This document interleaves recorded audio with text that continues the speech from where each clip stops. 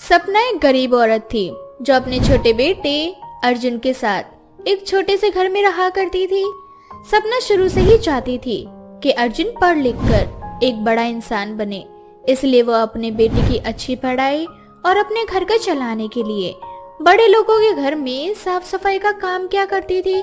ऐसे ही एक दिन सपना शाम को घर आती है और आते ही अर्जुन के लिए खाना बनाने लगती है। अपनी माँ को पसीने से तरबतर देख अर्जुन बोलता है, माँ तुम अभी भी काम पर से आई हो और आते ही इतनी गर्मी में खाना बनाने लगी। देखो तुम्हारे शरीर से कितना पसीना निकल रहा है। बेटा गर्मी तो रहेगी ही, लेकिन इसका मतलब ये नहीं ना कि मैं खाना ना बनाऊं अपने बेटे के लिए। तू जाकर पंखे के नीचे बैठ जा और पढ़ाई कर, मैं तेरे लिए खाना बना रही हूँ। माँ गर्मी बहुत ज्यादा है, पंखा भी हवा नहीं दे रहा, मुझसे पढ़ाई भी नहीं की जा रही इतनी गर्मी में। मैं घर के बाहर जाकर पढ़ाई कर लेता हूँ। अर्जुन घर के बाहर जाकर पढ़ाई करने लगता है। कुछ देर बाद सपना अर्जुन को अंदर बुलाती है और अर्जुन अपनी माँ से बोलता है, माँ अंदर बहुत गर्मी है, अब खाना लेकर बाहर ही आ जाओ। मैं तो आज रात को घर के बाहर ही सोऊंगा। अर्जुन के कहने पर सपना खाना लेकर बाहर जाती है और वो दोनों खाकर सो जाते हैं। अगली सुबह अर्जुन की स्कूल की छुट्टी होती है, इसलिए सपना अर्जुन को अपने साथ ले जाती है। और जब पहली बार अपनी माँ के साथ अर्जुन सेठ के घर जाता है तो वो उसके घर को देखता ही रह जाता है। लेकिन अर्जुन को देख सेठ की बीवी सपना से बोलती है, अरे सपना, आज तुम अपने साथ किसको लेकर आ गई? मालकिन ये मेरा बेटा है, आज इसके स्कूल की छुट्टी है और गर्मी बहुत ही ज्यादा थी, इसीलिए मैंने सोचा कि इसको यहाँ अपने साथ ले आऊं। और वैसे भी इसकी देखभाल करने के लिए घर पर कोई नहीं था। अब ले आई हो तो अपने बेटे को समझा देना कि घर में उछल कूद ना करे और शांति से एक जगह बैठा रहे, क्योंकि मैं तुम जैसे गरीबों को बहुत अच्छे से जानती हूँ। अच्छी अच्छी चीजें मिलती हैं घर पर और वो देखकर पागल हो जाते हो तुम सब। इस तरह से मालकिन वहाँ से चली जाती है और सपना अर्जुन से बोलती है, अर्जुन बेटा, मैं काम करने जा रही हूँ, तुम घर में आराम से रहना, ज्यादा उछल कूद मत करना। ठीक है माँ। इस तरह से अर्जुन एक जगह बैठ जाता है और सपना घर का काम करने लगती है।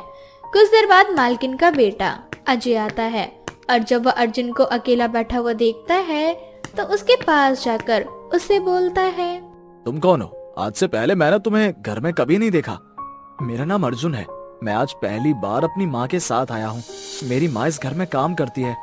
अच्छा, तो तुम सपना आंटी के बेटे हो? अच्छा हुआ जो सपना आंटी तुम्हें यहाँ ले आई। तुम जानते हो, जब से स्कूल की छुट्टियाँ पड़ी हैं, तब से मैं घर में अकेला बोर हो जाता हूँ। अब से तुम रोज आना, हम दोनों एक साथ खेला करेंगे। चलो मैं तुम्हें अपना घर दिखाता हूँ। इस तरह से अजय अर्जुन को अपना घर दिखाने लगता है और वो दोनों एक साथ खूब मौज मस्ती करते हैं। लेकिन ये सब कुछ देखकर मालकिन को अच्छा नहीं लगता और वो अपने बेटे से बोलती है, अजय बेटा, मैंने कितनी बार बोला है ना, गरीबों के साथ मत खेलना, फिर भी तुम उनके साथ ही खेलते हो। और तो और आज तो तुमने हद ही कर दी।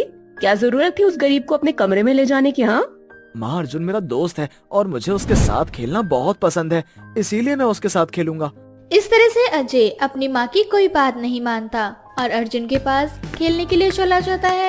अब ऐसे ही कुछ दिन बीत जाते हैं और रोज अर्जुन अजय के घर आता है और वो दोनों एक साथ खेलते भी हैं।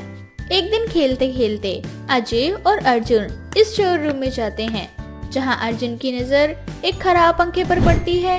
खराब पंखे को देख अर्जुन अजय से बोलता है, अजय कितना सुंदर पंखा है। तुमने इतना सुंदर पंखा इस गंदे से कमरे में क्यों फेंका है? क्योंकि ये पंखा खराब है, अब हमारे किसी भी काम का नहीं। ये वैसे भी हमारे घर में तो एसी लगा हुआ है, तभी तो हमारा घर इतना ठंडा रहता है। तो क्या अब ये पंखा तुम्हारे किसी काम का नहीं? हाँ मेरे दोस्त, अभी तो बताया मैंने तुम्हें। तो क्या मैं तुम्हारा ये पंखा ले जा सकता हूँ? मेरे घर पर एक ही पंखा है और मेरे घर में बहुत गर्मी लगती है। माँ जब खाना बनाती है तो पसीने से भीग जाती है और मैं गर्मी की वजह से पढ़ाई नहीं कर पाता। अक्सर पढ़ाई करने के लिए रात को मुझे घर से बाहर जाना पड़ता है, पर घर के बाहर भी बहुत मच्छर काटते हैं। अर्जुन, अगर ऐसी बात है तो तुमने मुझे पहले क्यों नहीं बताया? कोई बात नहीं, तुम ये पंखा ले जा सकते हो। माँ की चिंता मत करना, माँ से मैं बात कर लूंगा। इस तरह से अजय और अर्जुन उस पंखे को निकालकर साफ कर लेते हैं और शाम को अर्जुन अपने साथ वो पंखा लेकर चला जाता है। और जब सपना उस पंखे को देखती है तो वो अर्जुन से बोलती है, बेटा अर्जुन, ये पंखा कहाँ से ले आया? माँ ये अजय का पंखा है, खराब था तो मैंने अजय से मांग लिया। अब तुम देखना, मैं इस पंखे को जल्दी ठीक कर दूंगा, फिर हमारे घर में 2-2 पंखे होंगे, फिर तुम्हें खाना बनाने में और मुझे पढ़ाई करते समय गर्मी नहीं लगेगी। इस तरह से अर्जुन पंखे को ठीक करने लगता है, लेकिन उसकी बार बार की गई सारी कोशिशें नाकाम हो जाती है। अब अर्जुन निराश होने लगता है और घर के बाहर आकर रोने लगता है। मुझे स्कूल में सिखाया गया था कि खराब चीजों को कैसे ठीक किया जा सकता है, फिर मैं इस साधारण से पंखे को क्यों नहीं ठीक कर पा रहा। अजय की किस्मत कितनी अच्छी है, वो कितना अमीर है, उसके घर में पंखा, एसी सब कुछ है। मेरे घर में एक सही पंखा तक नहीं है। माँ को गर्मी में बैठकर मेरे लिए खाना बनाना पड़ता है। भगवान, मैं तो बस इतना चाहता हूँ कि मैं अपनी माँ को ठंडी हवा दे सकूं, लेकिन ये ठीक ही नहीं हो रहा। तभी वहाँ एक परी आती है और जब अर्जुन उस परी को देखता है तो बड़ा ही हैरान हो जाता है, जिसके बाद वो हंसती हुई अर्जुन से बोलती है, बेटा हैरान मत हो, तुमने भगवान से सच्चे दिल से अपनी माँ के लिए कुछ मांगा है, इसीलिए भगवान ने तुम्हारी मदद करने के लिए मुझे यहाँ भेजा है। इतना बोलकर परी अपनी जादुई छड़ी घुमाती है और उसमें से एक पीली रोशनी उस पंखे पर जाती है। परी की छड़ी में से तेज पीली रोशनी निकलता देख अर्जुन उस रोशनी का पीछा करते हुए अपने घर में जाता है, जहां वो देखता है कि उसका पंखा ठीक हो चुका है और दीवार पर टंगा हुआ है। ये देखकर अर्जुन परी को धन्यवाद बोलने के लिए बाहर जाता है, लेकिन तब तक परी जा चुकी थी। अब अर्जुन पंखे को देख सोच में पड़ जाता है। परी ने इस पंखे को ठीक तो कर दिया, पर ये पंखा चालू कैसे होगा? इस पंखे का तो कोई कनेक्शन ही नहीं है और मेरे पास इतने पैसे भी नहीं हैं कि मैं बिजली वाले को घर बुलाकर इस पंखे का कनेक्शन करवा सकूं। अर्जुन के इतना बोलते ही वो पंखा अपने आप चलने लगता है और इस पंखे से काफी ठंडी हवा निकलती है और कुछ देर बाद पंखड़ी में से नोटों की बारिश होने लगती है। ये देख अर्जुन बहुत खुश होता है और अपनी माँ को बुलाता है। जब सपना ये सब कुछ देखती है तो उसे भी अपनी आंखों पर विश्वास नहीं होता।